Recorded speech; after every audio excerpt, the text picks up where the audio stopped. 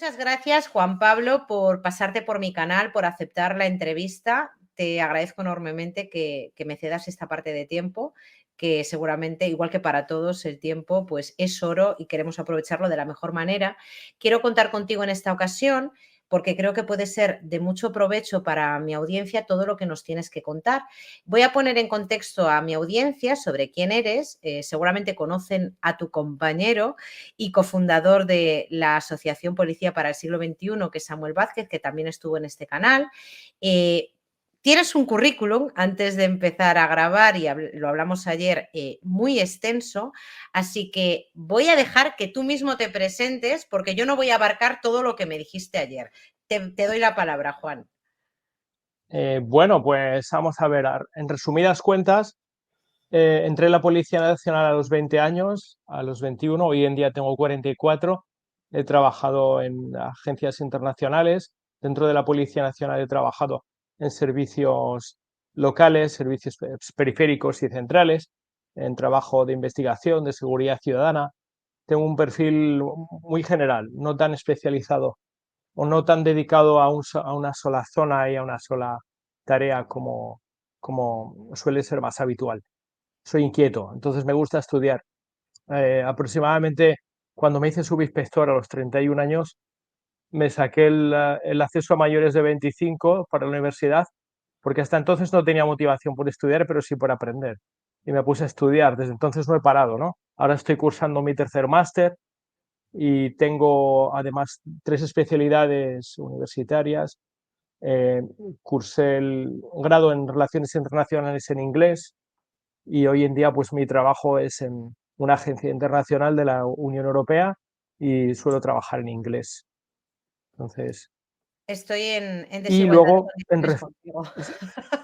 En cuanto no, a no hay preparación desigualdad. académica, sí. Bueno, Y yo es... fundamos la asociación, sí, perdona, No, no, no, no, fundamos la continúa. asociación porque veíamos que había muchas cosas por mejorar, había muchas cosas por desarrollar positivamente, pero no se nos escuchaba. Entonces, cuando te das cuenta de que no se te escucha y que los sindicatos no hacen ese trabajo, dices, vamos a ver, ¿quién desarrolla los servicios? No lo hace nadie. Los servicios se desarrollan porque no, simplemente porque no funcionan y ocurren los problemas. Entonces, si queremos que los servicios vayan por delante de los problemas, tenemos que hacerlo nosotros. Por ese motivo, fundamos la asociación para introducir reformas y hacerlo como lobby, como asociación civil, no como sindicato, para no estar controlados por la administración, ya que a la administración le perjudica que vengan gente de fuera a decirle cómo tiene que organizarse. ¿Y cuáles son los verdaderos problemas que afectan al sector? Pues mira, bajo mi punto de vista, son compartidos por la seguridad pública y otros servicios públicos. Y tienen que ver, lo más importante de todo es en cómo se evalúan los servicios. Cuando te das cuenta de cómo evalúan a tus jefes, y cómo se evalúa a los propios políticos, te das cuenta de que son modelos de evaluación que son injustos, son modelos de evaluación sesgados, son modelos de evaluación a menudo ideológicos que se basan en unas poquitas variables y que no tienen nada que ver con lo que está ocurriendo en la calle. Entonces, si al político o al directivo se le evalúa de una manera que no tiene nada que ver con lo que está ocurriendo en la calle, las decisiones que va a tomar de manera descendente y en cascada van a ser decisiones incompletas, decisiones sesgadas y a menudo no ajustadas a la realidad, porque hay una presión descendente, digámoslo, más fuerte que la presión ascendente que puede ejercer el servicio. Al final, el que está en el medio, en la administración pública en general, no solamente en la seguridad, el que está en el medio recibe una presión ascendente y descendente. Por ejemplo, el policía que patrulla la calle recibe una presión ciudadana y una presión, por otro lado, del criminal, o sea que son dos tipos diferentes de cliente, y también recibe una presión de unos mandos intermedios. Y esto le ocurre a cualquier funcionario público y a cualquier empleado de una compañía. De hecho, hace poco hablé con un manager, era el dueño de una inmobiliaria, y me decía que en su trabajo lo que más hacía era contestar emails. Y yo le planteé, bueno, entonces, ¿cuál es la evaluación del desempeño que aplicas a tu trabajo y al de tu equipo? cuentas el número de emails que envías y que recibes. ¿Para ti vale lo mismo un email enviado a tu jefe o enviado a los accionistas de la empresa, enviado a tus subordinados o enviado a tus clientes? ¿Tiene el mismo valor? Partiendo de que el impacto es diferente, ¿cómo vas a evaluarlos a todos igual? ¿No? Pues él me decía, tienes razón, en un modelo de evaluación del desempeño de mi propia empresa debería evaluar las comunicaciones con diferentes valores, pero sin embargo las ponemos a todas, les atribuimos a todas el mismo valor, unos y ceros. Básicamente eso te ocurre en toda la gestión pública y gran parte de la gestión privada. Tú imagínate que si fueras al supermercado, al Carrefour, a comprar pañales y a comprar productos de limpieza, todo valiera lo mismo, ¿no? No tendría sentido. ¿En qué cabeza cabe que todo valga 1 euro cuando vas al supermercado? Eso te ocurre en los países comunistas. En un Claro, país comunista, el gobierno dice, vale lo mismo 1 kilo de arroz que 1 kilo de pollo. Entonces, están destruyendo un mercado y potenciando el otro, ¿no? Si esto lo trasladas, por ejemplo, a un hospital, imagínate, sería más fácil para los médicos solucionar dolores de cabeza que solucionar cánceres o solucionar cirugías complejas, ¿no? Pues, o sea, de alguna manera se estaría evaluando a los médicos por el número de casos resueltos, ¿no? exacto. Evaluarían los sencillos, pero no solucionarían los complejos. Esto ocurre en la seguridad pública. Yo sé que tú ahora mismo, como lo has dicho al principio del vídeo, no estás viviendo en España, pero supongo que también a través de la asociación eres consciente de la situación social que tenemos ahora mismo en el país y la función a veces crítica con la actuación de la policía. Y digo a veces porque ante mismos hechos, dependiendo de quiénes sean, pues las personas que estén cometiendo presuntamente algún ilícito penal, el tratamiento que hacen los medios es muy diferenciado, o se es muy crítico con el que está cometiendo los hechos porque es nacional español de aquí de toda la vida, o son más indulgentes con personas que son de fuera. ¿Cuál es el modelo que tendría la asociación para atajar este tipo de cuestiones con respecto a la policía? Pues mira, partimos de que el derecho penal de autor o el derecho penal de víctima no es justo. No es justo porque lo que se evalúan son hechos. Entonces, volvemos a lo mismo. Si desarrollamos un sistema de evaluación del desempeño que evalúa hechos y que no evalúa cada hecho con el mismo valor, no evalúa lo mismo eh, como un punto, como un palote, no evalúa de la misma manera un hurto de una cartera a una violación, a un robo con violencia, si partimos de eso, de esa evaluación del desempeño, toda la administración comenzará a cambiar. Entonces se dejará de evaluar el hecho en función del autor, como está ocurriendo ahora, como ocurre, por ejemplo, con la mal llamada violencia de género. Ocurre, o sea, que es un derecho penal de autor, es algo impensable. Deberíamos ser juzgados y evaluados por nuestros hechos, no por quién somos. Ujú. Yo tengo una sensación, más que una sensación, es una realidad. Mientras nuestros políticos nos dicen que España va como una moto, esto lo dice el presidente del gobierno, y que vamos bien y que todo es un invento de la oposición, de la fachosfera a la que pertenecemos todos los que somos críticos con el sistema que tenemos, vemos las estadísticas del propio gobierno. Yo no sé si has tenido la oportunidad de ver las últimas estadísticas que se han publicado sobre el incremento de la criminalidad en España. Y casualmente los crímenes que están aumentando son delitos de sangre y agresiones contra las mujeres, contra la libertad sexual de las mujeres. No sé si has tenido la oportunidad de verlo. Sí, sí lo he visto y como te digo, si a los propios directivos de la administración pública responsables de solucionar esos problemas se los evalúa diciéndoles lo importante es el resultado final, es posible que lo que busquen, lo que estén buscando, sea reducir el número de casos totales, sin valorar cuáles casos son más importantes y cuáles son menos.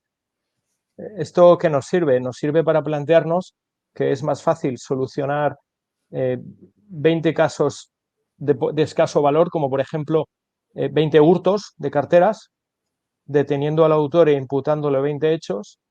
Nos resulta más fácil eso que, que combatir y esclarecer 20 violaciones. ¿Por qué motivo? Porque para esclarecer un tipo de hecho sencillo se requiere menos recursos, menos horas de trabajo, menos funcionarios, menos trabajadores, menos esfuerzo.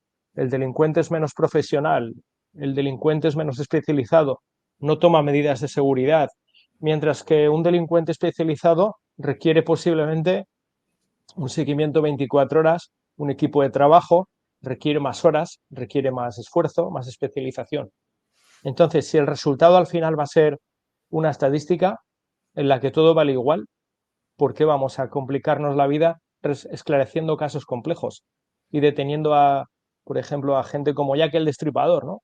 Claro. Cuando podemos, cuando podemos detener a desgraciados y los Claro, pero números sin salen. embargo, esto es un arma de doble filo, porque si nos ceñimos al resultado final y efectivamente podemos considerar que los delitos, por poner un ejemplo, que los delitos de sangre, los homicidios o los asesinatos son menos, porque efectivamente son menos en comparación con los hurtos, con un hurto al descuido, con que alguien te, pues no sé, en mitad de la calle se lleve algo de poco valor, que no sea ni siquiera un delito, bueno, ahora todos son delitos desde que se despenalizaron las faltas, pero no sea un delito de los graves. Claro, esto es un arma de doble filo porque lo que estamos viendo es que la cosa no para, que es que al no prestar atención a los hechos más graves, pues cada vez aumentan más. Al no prestar atención a los motivos que dan lugar a que se incremente la violencia, esto da lugar a que crezca más, porque estamos cogiendo un velo y tapar lo verdaderamente importante por no ser políticamente incorrectos. No sé lo que te parece a ti. Sí, a ver, es que la perspectiva del delincuente es más próxima a la perspectiva del ciudadano. Y cuando buscas la perspectiva del político y la perspectiva del medio de comunicación, es absolutamente aparte, no tiene nada que ver. O sea, el delincuente comete el delito en función del coste y del beneficio.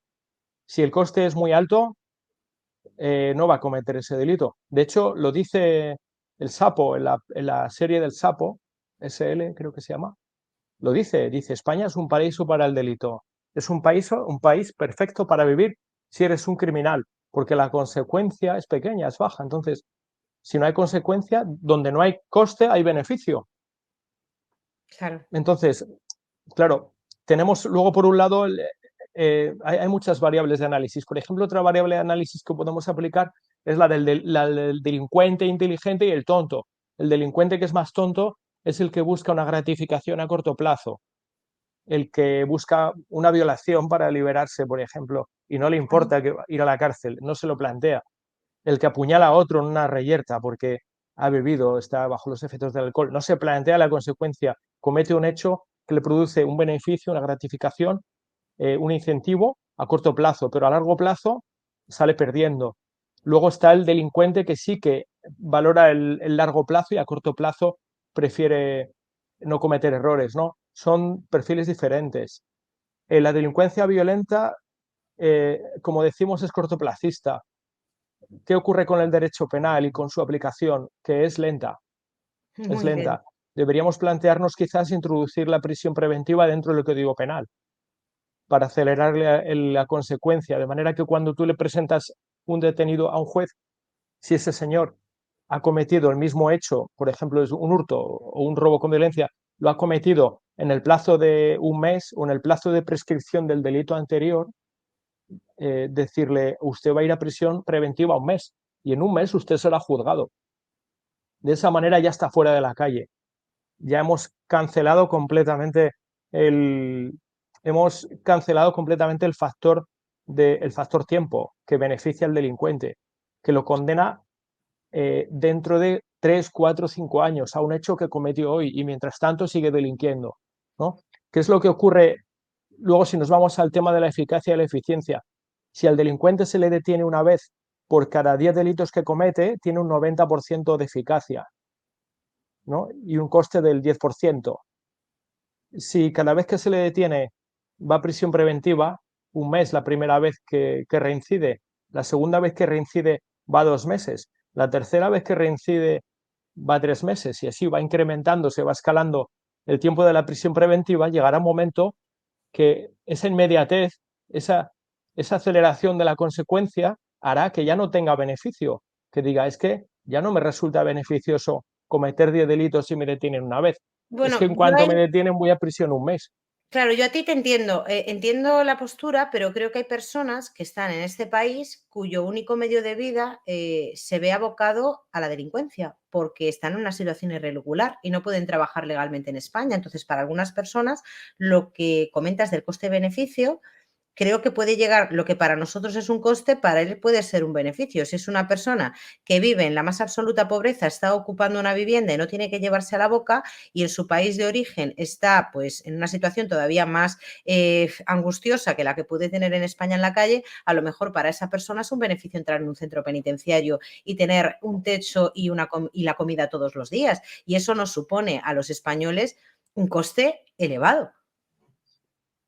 Sí, pero de entrada se está desescalando el problema, porque el problema pasa a tenerlo solamente el delincuente y no la sociedad. Claro. O sea, Bueno, la estamos sociedad tiene un reduciéndolo. coste económico, Ya, porque al final ahora tenemos que mismo, mantener esos centros penitenciarios. Entiendo claro, la postura y de verdad que me parece un punto muy interesante, pero yo no sé si desde la asociación se podría llegar a trabajar, o lo estáis haciendo porque lo desconozco, ahí va la pregunta, desde la prevención, desde analizar el delincuente, como tú me estás comentando, pero también eh, el origen de la delincuencia y cómo se puede evitar esa delincuencia, aparte de ir a la consecuencia, lo que es el internamiento de un centro ujú, penitenciario, lo que es a la pena, sino un poco más a la previsión y a prever cómo actúan las personas que cometen delitos. ¿Quiénes son? ¿Quiénes son? ¿Cómo ujú. actúan?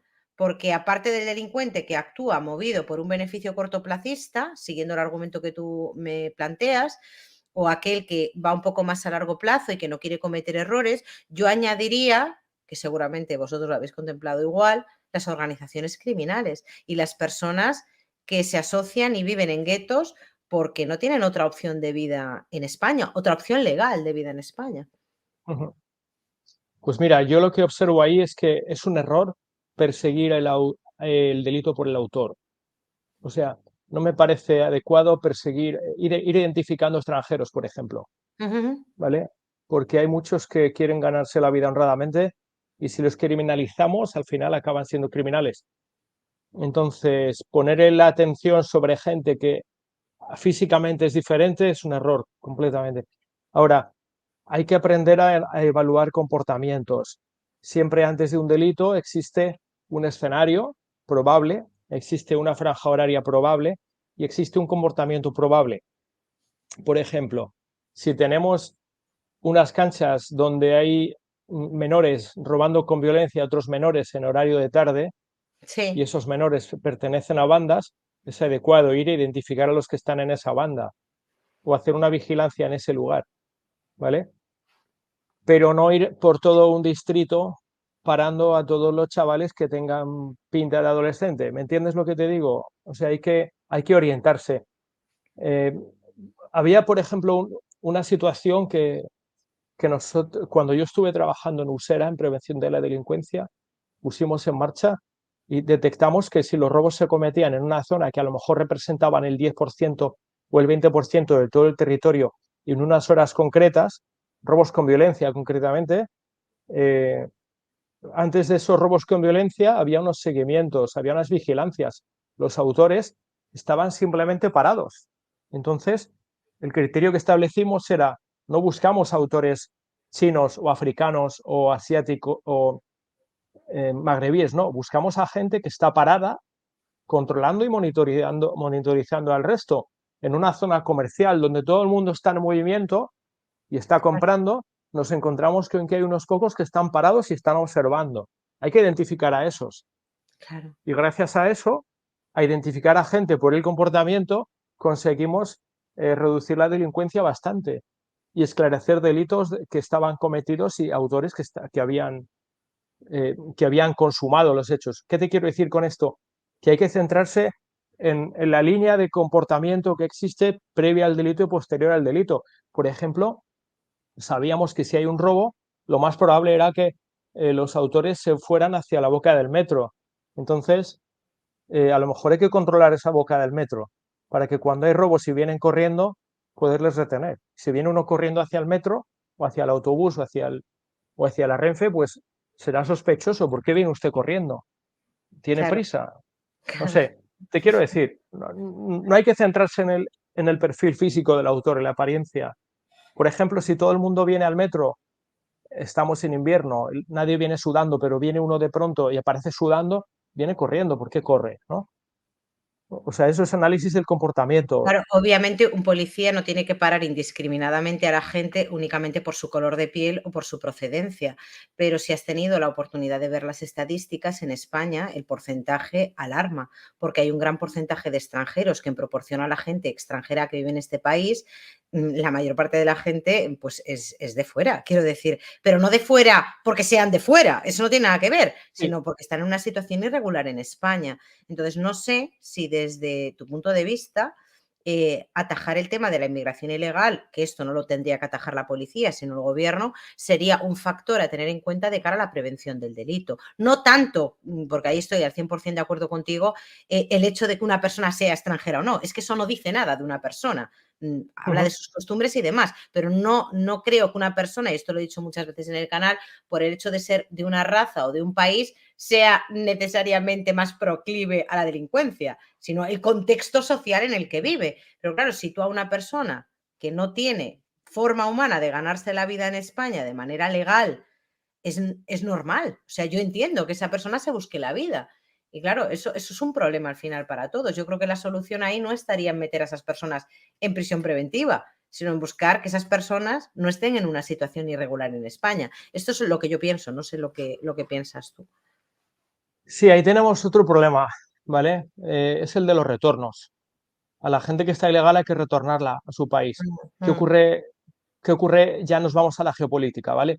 ¿Qué ocurre con Marruecos, con Argelia? Que hacen el mismo juego, la misma guerra híbrida, el mismo juego sucio que, por ejemplo, en 2015 hacía Turquía con Grecia, con los refugiados sirios, o que recientemente, creo que en 2020, Bielorrusia hacía con Polonia, que nos estaban enviando cubanos, o sea, estaban mm. importando gente de todo el mundo, de África, de Sudamérica, para luego introducirla por nuestras fronteras. De hecho, también hubo algunos reportes de que Rusia eh, pretendía lanzar como destino turístico para asiáticos Kaliningrado. ¿Qué ocurre? Que Kaliningrado está rodeado por tierras, por Lituania y por Polonia. Entonces, las autoridades polacas y lituanas dijeron, uy, cuidado, aquí hay que levantar una valla, porque nos van a hacer lo mismo, nos van a traer afganos y nos los van a colocar en la frontera. ¿Qué es lo que ocurre con Marruecos? Si seguimos el historial de Marruecos, por ejemplo, en 2020, creo que liberaron de prisiones a más de 5.000 personas. Nos envían a la gente que les produce un coste, pero no a la que les genera un beneficio. Claro, claro. Ese es el Entonces, tema. Es que me encanta que toques este tema porque no es una cuestión de racismo o de xenofobia, por lo menos yo lo veo así. Y sé que hay una polarización en la sociedad que hay gente que sí, que evidentemente considera que el hecho de que alguien venga de otro país le convierta en delincuente. Yo no pienso así. Una persona puede ser magrebí y ser una persona que trabaja honradamente y que tenga sus costumbres y su forma de vida y que sea un perfecto ciudadano en España. El problema está con quiénes entran, cuál es su contexto social y qué es lo que hacían en su país de origen. ¿Qué es lo que estaban haciendo claro, ya en su país de origen? No que vengan claro, aquí a hacerlo, sino quiénes son. O sea, no. Y esto yo creo que es importante que lo aclaremos, porque hay gente que cuando yo por lo menos o otras personas hablamos de inmigración ilegal, directamente nos colocan en el paquete de racistas. Yo no soy racista, a mí me da igual la raza. no, Estoy a favor de todas las razas, quiero decir, no sé si se puede decir estar a favor, o sea, que me parece estupendo, que no tengo nada en contra, que me parece muy bien, que ojalá fuéramos más cosmopolitas y todos pudiéramos vivir dentro de las normas o del orden establecido. Pero claro, cuando los que vienen de fuera, y me da igual Marruecos, como si fueran, yo qué sé, ingleses, me da lo mismo, no sabemos nada de esa persona cuando llega, tenemos un problema, pero que no es de racismo, es un problema de que esa persona ya era delincuente en su país de origen. claro, es un problema de derechos fundamentales, ¿vale? Porque aquí nos están exigiendo continuamente cumplir unos estándares que a Marruecos no le exigen, como ocurre con Claro, la agricultura. En Marruecos tienen a los niños criándose en la calle. claro. Si tienes niños de 5 años criándose en las calles, ¿qué aprenden? Y formando partes de bandas desde pequeños y desde pequeños defendiéndose a puñaladas entre ellos, ¿qué es lo que aprenden? La ¿Por qué no se le normalización de la exige, violencia.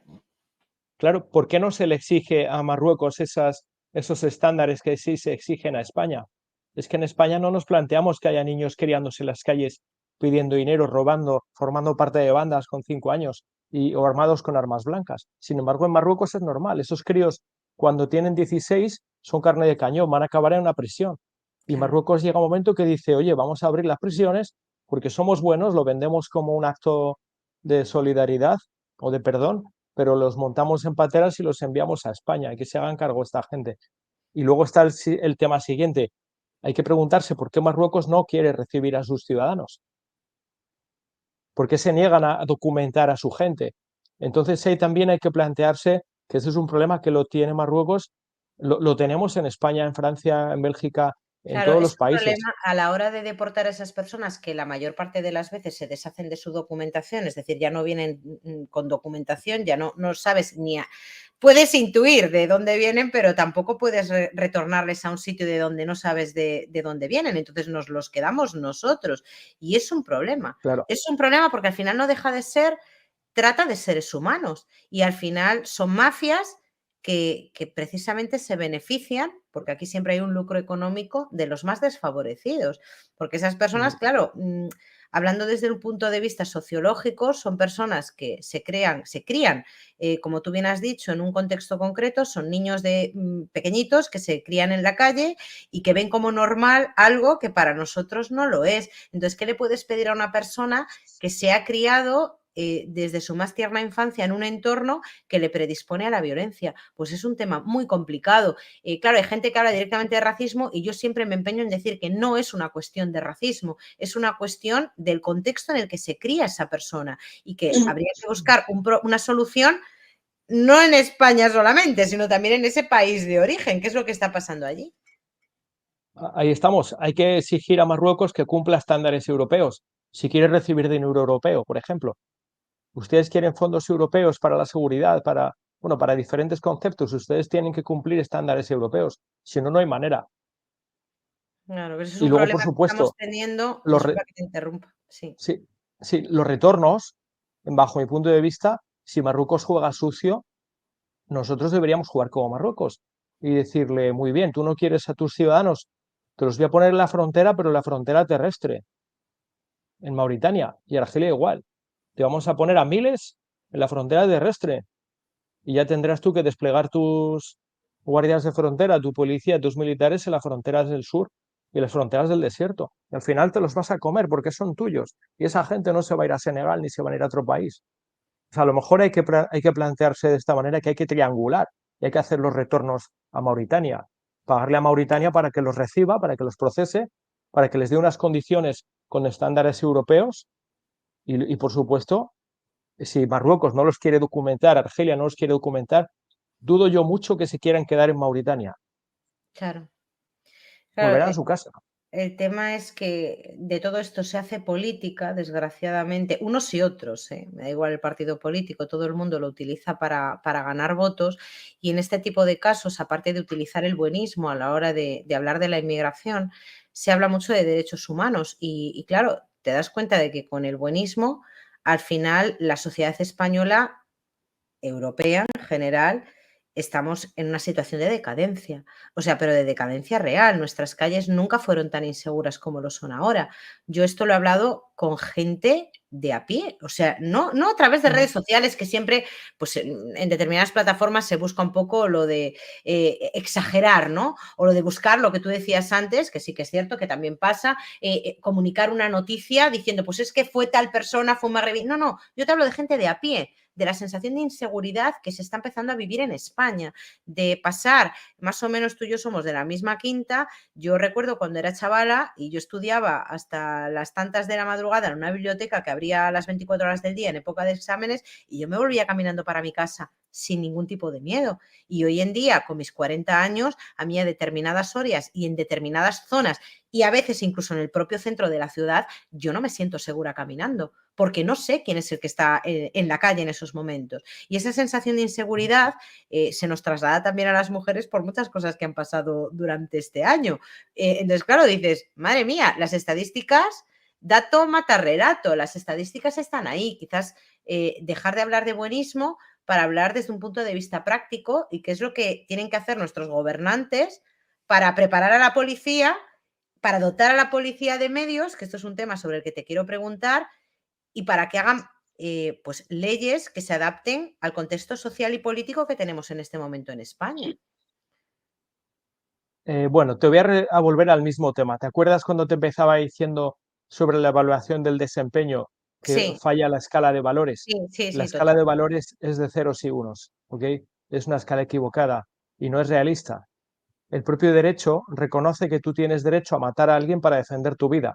Con lo cual, si el propio derecho a ti te permite defender tu vida atacando, bueno, digamos, atacar la vida de otro para defender la tuya, o te permite, por ejemplo, en caso de naufragio, salvar tu vida y que otro se muera ahogado, ¿ok? Ahí tenemos una escala de valores. ¿Qué significa? Que las dos vidas no valen lo mismo. Entonces, por mucho que los buenistas del derecho digan que dos vidas valen igual, eso está muy bien en la teoría, está muy bien en la universidad, pero en la hora en que yo tengo un valor jurídico mío en juego, para mí ese valor jurídico vale más que que el mismo valor jurídico de otra persona. Entonces tendremos que escalar los valores, ¿no? Tendremos que olvidarnos de escalar todo en términos de ceros y unos. Habrá que decir, oiga usted, vale más los derechos humanos de nuestra población que los derechos humanos de aquellos que no son nuestra población. Por supuesto, porque el Estado tiene la obligación de proteger los derechos humanos de las personas que están en el territorio nacional. Pero a lo mejor hay unas personas que llevan aquí 30 años, 40 años o que han nacido aquí y los derechos de estas personas tendrán que ponerse en una escala. Como decimos, en lugar de ceros y unos, a lo mejor tienen que valer 0,9, mientras que el mismo derecho de una persona que no vive aquí en España siquiera, a lo mejor vale 0,8, 0,7. O sea, vamos a la escala de valores, ¿no? ¿Qué valor, qué métrica le añadimos a cada valor? O sea, Te si a voy a mí trasladar. la propia ley, Sí, sí, sí, a perdona, mí la perdona. propia ley me dice, yo puedo aplicar el principio de legítima defensa para proteger mi vida y matar a otra persona. En ese momento, la ley no me dice que yo tengo la obligación de dejarme matar.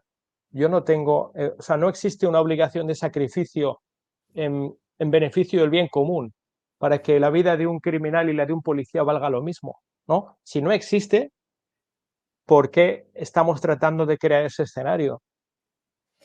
Esa era la pregunta que te Ah, iba a formular. Lo de, ¿vale más la vida de un policía que la de un delincuente? ¿O en España vale más la vida del delincuente que la vida del policía?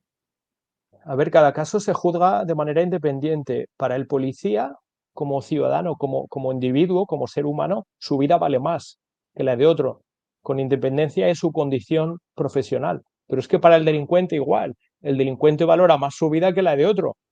Entonces hay un conflicto de bienes jurídicos. Habrá que plantearse quién crea el conflicto de bienes jurídicos. Si todos convivimos en normalidad y en armonía, pero de pronto aparece alguien que pone en riesgo un bien jurídico mío, yo tendré que defenderlo, ¿no?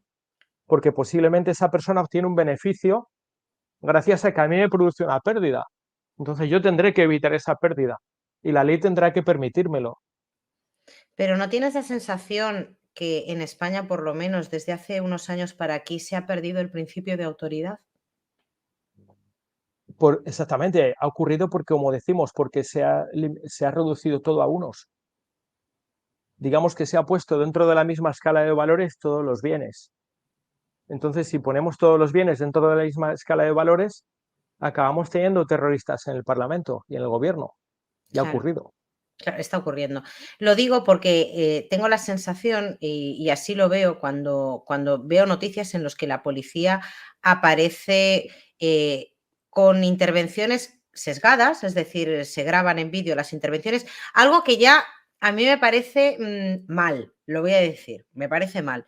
Me parece mal que cuando una persona está realizando un trabajo, como la policía o la Guardia Civil, tenga que estar el ciudadano a pie grabando esa intervención, que es legal, por supuesto, puede grabar la Ujú. intervención. Luego, además, la difunden, algo que ya no es del todo legal si se está poniendo la cara del policía, como ya se hace, y aquí parece que nadie dice nada. Se está viendo, como la semana pasada, la imagen de dos agentes. Y periodistas, medios de comunicación, sin conocer el total de la intervención, te hablo de esta de la semana pasada, pero te podría hablar de otras, sin ver el total de la Ya. intervención, se está criminalizando a la policía, tildando a la policía de racista, cuando aquí nada tiene que ver la raza. Se está hablando de una intervención que no está al completo. Por eso te preguntaba antes si vale más la vida en España del delincuente o del presunto delincuente que del policía, porque yo por lo menos la sensación que tengo desde fuera es que cada vez se le dota de menos valor a nuestra policía, a nuestras fuerzas y cuerpos de seguridad del Estado. A ver, hablamos de opinión pública, la perspectiva de la opinión pública y de los medios de comunicación buenistas, globalistas, normalmente se dicen de izquierda, pero luego son liberales. O sea, a ver, es que es una corriente que está ocurriendo a escala global, no solamente en España. O sea, esto todo viene de Estados Unidos. Lo que está ocurriendo en España ha ocurrido primero en Estados Unidos, ha ocurrido primero en Francia. De hecho, tratan de sembrar esa serie de conceptos, los hacen globales, por ejemplo, de la brutalidad policial o Exacto. de la violencia policial, cuando en realidad de lo que hay que hablar es de uso de la fuerza legítimo o ilegítimo, legal o ilegal, ¿no? Pero sin embargo, como decimos, se trata de simplificar, porque cuando simplificas el mensaje llega a más cantidad de gente. El mensaje simple y fácil es hablar de brutalidad policial en todo caso, por defecto. Ya está. Pero es que si luego te vas a las propias leyes, tampoco ayudan, porque nos encontramos con que las regulaciones relativas al uso de la fuerza son restrictivas. O sea, todo lo regulado en torno al uso de la fuerza es que el uso de la fuerza está prohibido. Y luego ya aparecen las excepciones que lo permiten. Claro, O sea, no existe un derecho positivo en el que al policía se le dice cuáles son las condiciones a las que usted tiene que acogerse para hacer uso de la fuerza. Las condiciones positivas, no. De entrada se le está prohibiendo ejercer la fuerza. Y luego se le dicen las excepciones en las cuales es legal que lo haga.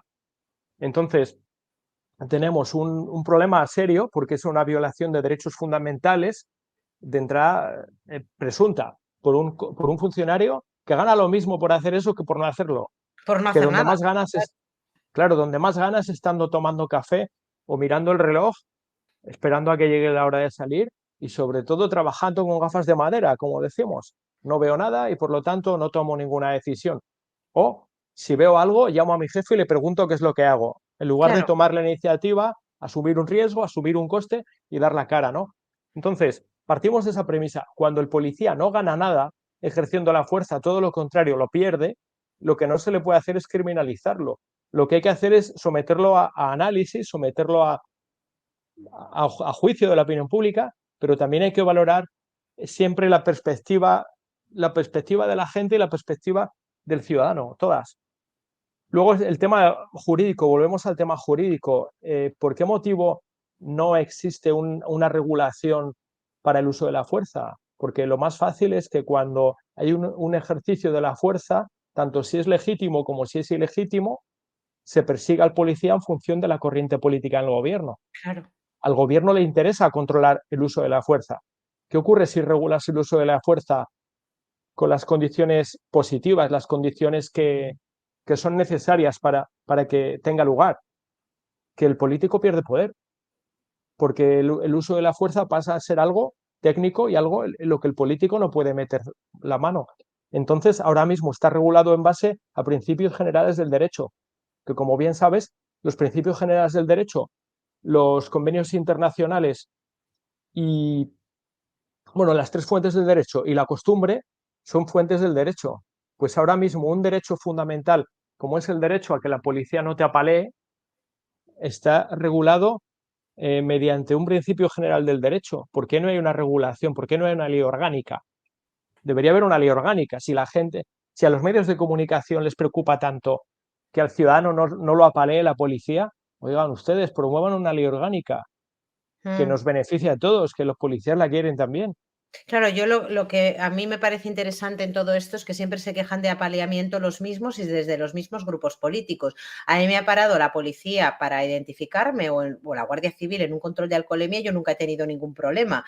Obedezco órdenes porque entiendo que son las fuerzas y cuerpos de seguridad del Estado, pero lo de recibir órdenes en esta sociedad que tenemos hoy en día como que no está bien visto, como que lo que te decía al principio, el principio de autoridad ya no solo a las fuerzas y cuerpos de seguridad del Estado, sino también a los docentes, se ha perdido por completo. O sea, se ha perdido por completo. El respeto al uniforme se ha perdido por completo. Y claro, me ha parecido muy interesante lo que has dicho de que un policía, además, con el sueldo que tienen, que pone en riesgo su vida en una intervención complicada, gana lo mismo, use la fuerza o no la use. Entonces, claro, ¿qué prefiere? No usarla. Y es más, luego nos Claro, vemos en situaciones como la que pasó hace unos meses de estos dos policías que acudieron a una intervención de un hombre que por lo visto no estaba en sus cabales y finalmente el compañero se piensa tanto sacar el arma que al final en el último momento la saca y por error dispara con tan mala suerte que le apunta al compañero y mata al compañero. O sea,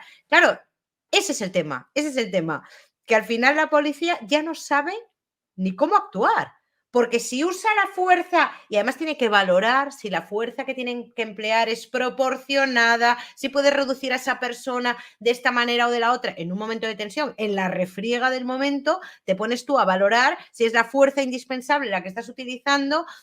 Quiero decir que al final, por H o por B, el policía es mejor que no haga nada. O sea, así de claro, claro.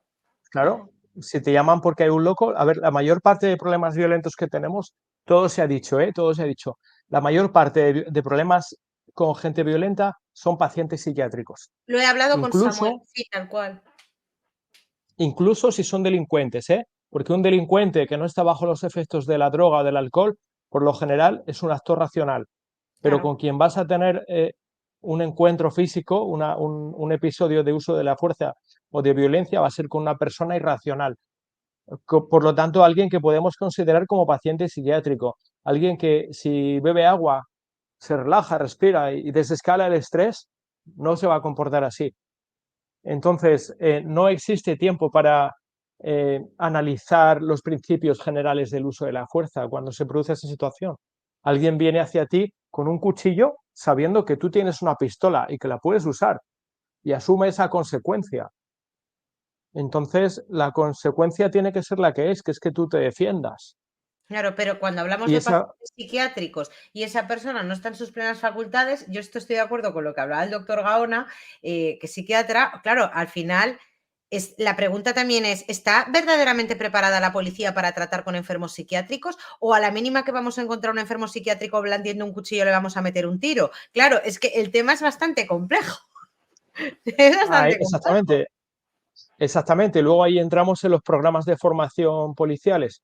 A los policías se les enseña a tratar con delincuentes, al No con el... igual que a los sanitarios se los enseña a tratar con pacientes psiquiátricos, pero no con pacientes psiquiátricos violentos. ¿Qué Claro. ocurre con los sanitarios? Que cuando tienen que aplicar la fuerza no tienen la cualificación que necesitan. ¿Qué ocurre con los policías? Con muchos, con la mayoría, que cuando tienen delante a un paciente psiquiátrico no son capaces de interpretar las señales que sí interpretaría un sanitario, como por ejemplo los indicadores físicos del estrés, para hacer que esa persona desescale. Entonces, ese policía ha sido entrenado en enfrentamiento armado contra delincuentes y va a aplicar lo que ha entrenado.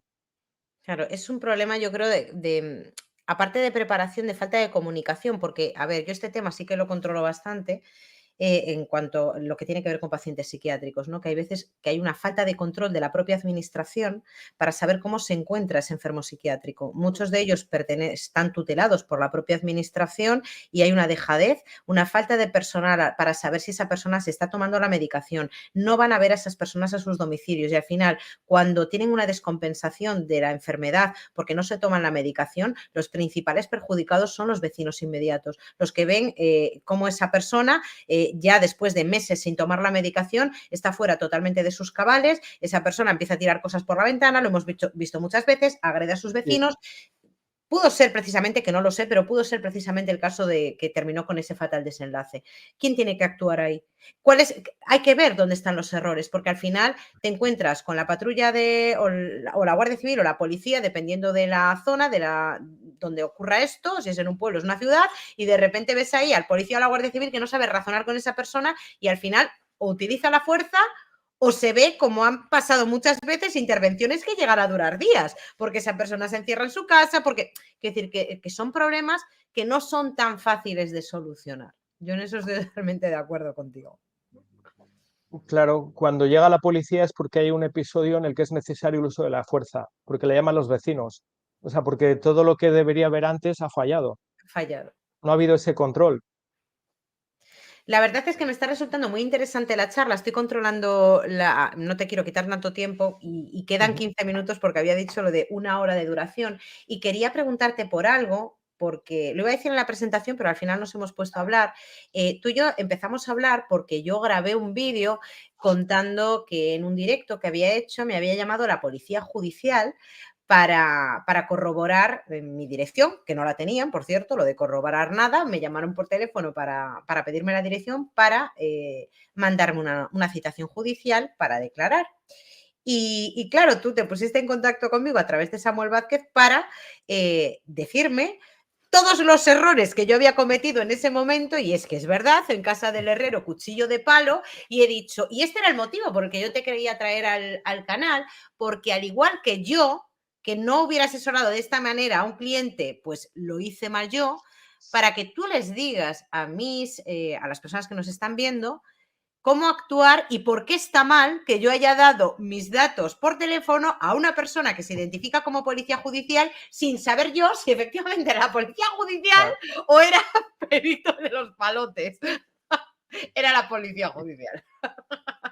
claro, afortunadamente en este caso era la policía judicial, pero lo que yo te decía, ¿cómo sabes que alguien que te llama es quien dice ser y llamarse, ¿no? Entonces, no podemos ir dando datos. Hay una industria de la recolección de datos que está funcionando. Por ejemplo, cuando te llaman cada día, hace 2 días me llamaron, fíjate, te cuento el caso. Hace 2 días me llaman por teléfono de la compañía de la luz y me dicen que tengo 10.500 puntos y que me quieren hacer una oferta. Y le digo, vale, espérese un momento para ver lo que usted me ofrece. Yo estaba con el ordenador delante, entro en la página web de la compañía y digo, perdone, pero no tengo 10.500 puntos, tengo 9.900. ¿Por qué me está mintiendo? Ahí ya me dice, no, es que nosotros los tenemos actualizados. Le digo, muy bien. O sea, yo que acabo de entrar en Internet, no los tengo actualizados, pero usted sí. Ahí ya la cosa empieza a rechinar. Lo siguiente, digo, vamos a ver qué es lo que quieren, ya solamente por estudiar el proceso, por ver lo que quieren. Al final siempre es igual, quieren datos, quieren datos. Me dice, mira, te voy a pasar un cuestionario y tienes que responder a esta información y me tienes que confirmar esta oferta eh, por teléfono. Yo ya le dije, mire, no le voy a dar ningún dato personal porque usted se supone que los tiene todos. Entonces, yo no tengo que darle ningún dato personal que usted no tenga. Número uno. Número dos, yo no le voy a afirmar nada verbalmente, no le voy a dar mi validación a nada telefónicamente. Usted me envía el contrato con lo que usted me ofrece, me lo envía y lo quiero leer. Y una vez que yo lo lea, se lo devolveré firmado electrónicamente. Si lo quiere así bien, si no, yo a usted no le voy a validar ningún contrato de manera verbal, con ninguna oferta que usted a mí me lea, porque no voy a tener tiempo de analizar las consecuencias. Por un lado, por otro lado, no le voy a dar ningún dato que usted no tenga. Lo mismo me ocurrió con una compañía que estaba llamándome para decirme que debía dinero, que tenía que pagar una deuda de Telefónica. Bueno, le digo, envíenme la deuda por correo electrónico. Y me dicen, pues dígame su correo electrónico. Le digo, hombre, ¿cómo le voy a decir yo mi correo electrónico? Es usted quien me reclama a mí la deuda, es usted quien tiene mis datos, es usted quien me está llamando y es usted quien tiene que tener mi correo electrónico. Yo no se lo voy a dar. Claro, es que es Otra el vez, tema. claro, otra vez, la vez anterior que sí piqué, les di mi correo electrónico, porque sí tenía dinero pendiente de pago a Telefónica, era una pequeña factura, y dije, oye, pues serán por esta factura, que yo sabía que la tenía. Y me envían a mi correo electrónico una reclamación de esa compañía, pero no de Telefónica. Claro, le digo, ¿qué me está diciendo usted? Usted envíeme el recibo de Telefónica que yo tengo que pagar. Claro. Pero es que al final todo Entonces, empieza con el teléfono, fíjate, porque, ayer justo estaba viendo una nueva estafa que ha salido y todo tiene que ver con el puñetero teléfono móvil. O sea, y es que tú me corregiste ahí cuando me llamaron por teléfono y me preguntaron: "¿Es usted Begoña Gerpe?". Ostras, si claro, tienes mi teléfono, ¿por qué te tengo que corroborar yo que soy Begoña Gerpe? ¡Ay! eso Y ahí es, es donde yo ya piqué, porque me doy cuenta que a veces cuando me llaman, yo ya no cojo números que no conozco, salvo que esté esperando el repartidor de Amazon, que a veces te llaman desde un número, y es como ya, siempre te llaman, es como, ¿eres Begoña Gerpe? Ostras, lo sabrás tú que me estás llamando. Lo sabrás claro. tú que me Eh, estás llamando. Pero en el momento en el que dices que eres tú, ya estás fastidiado. Y lo de la estafa, que no quiero que se me olvide por si no la has oído, una mujer contaba su caso que había puesto a la venta un vehículo y había puesto su teléfono móvil. Y una persona supuestamente interesada en el vehículo llamaba a ese teléfono móvil, decía estar interesada por el vehículo, que le iba a hacer un bizum para tener el vehículo reservado, dice que el bizum no le llega, mentira, y al final va un cajero, que por lo visto hay cajeros que dando un número que te aparece en el cajero puedes permitir hacer la transacción. Vamos, que al final les hablaron a la señora 800 euros. Y todo por dar datos por teléfono. Todo por dar sí, datos por teléfono. sí, lo he visto. El cajero permitía una identificación a través del número de teléfono y un número y un código recibido por SMS. Claro, Sí, ahí está el error de esa señora. Bueno, el primer error de todos, yo te digo que es que estas compañías, estos recolectores de datos, porque son esos, son recolectores de datos, es una industria el tema de la recolección de datos, siempre te llaman preguntando si es usted y te dan tus datos. Y yo les digo, ¿quién es usted en primer lugar? En primer lugar, preséntese usted y dígame quién es. claro. Claro. Y luego ya les pregunto, ¿cómo puedo validar quién es usted y quién no es? Voy a Entonces hacer ella esto les para rompes, la ¿no? próxima, ¿eh? Hola, ¿eres Begoña Gerpe? ¿Y usted quién es?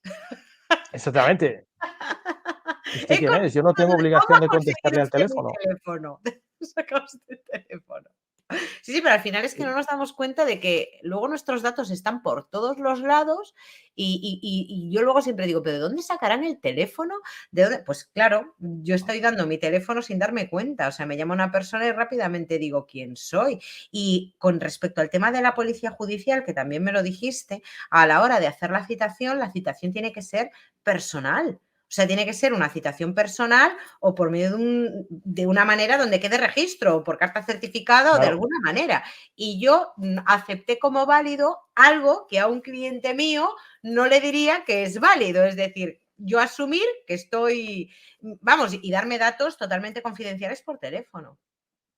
claro. En este caso es legal, o sea, es legal que la policía a ti te llame, sienten un telefonema y pongan el contenido de esa conversación en un libro de telefonemas, queda registrado.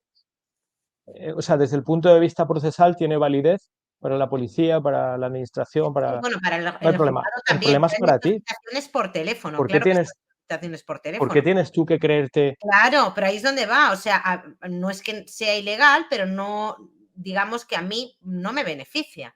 A mí no, imagínate una persona que no quiere recibir esa notificación. No cojas Además el de teléfono, eso, exactamente. no cojas el teléfono. Ah, pues, Es más, error que cometí yo. claro. Imagínate, como yo te decía, que es un hater, Claro, que ha recibido por un tercero ese domicilio, o lo ha encontrado, no lo sé cómo, pero lo tiene, quiere confirmar que tú vives ahí. claro, Te llama a tu teléfono, te dice que es de la policía para que tú le confirmes que ese domicilio es el real. Te estás poniendo en riesgo. claro. Pues es muy De hecho, es más, interesante. yo mismo a veces he llamado a gente que estaba denunciada, ¿no? He tenido un denunciante, he llamado al denunciado por teléfono, le he llamado a la comisaría y le he dicho, mire, señor tal, mire, yo le llamo de la comisaría tal, soy el agente no sé cuántos, soy el responsable de a lo mejor del atestado en el que usted está encartado.